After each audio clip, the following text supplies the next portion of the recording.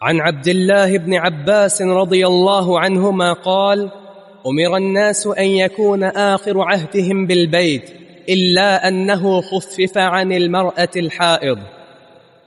عبداللہ بن عباس رضی اللہ عنہما سے مروی اس حدیث کا معنی وہی جو آپ نے پہلے پڑھ لیا ابھی.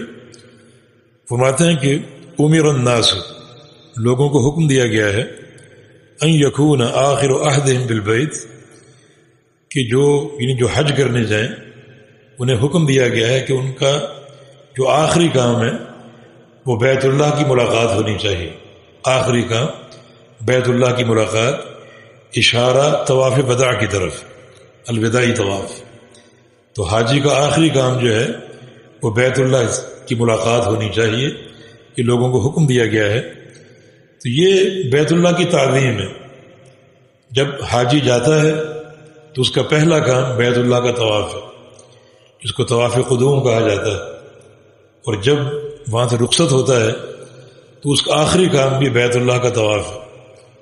تو اللہ کے گھر کی یہ تعظیم کا مظہر ہے، جس میں یہ ایک نصیحت دی گئی کہ اللہ کا یہ گھر بڑی ہی تعظیم کا مستحق ہے.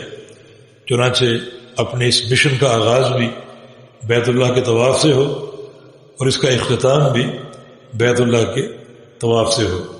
اور یہ طواف جو ہے بڑا اہم ترین نقطۂ توحید ہے جو اللہ کے گھر کے ساتھ مخصوص ہے.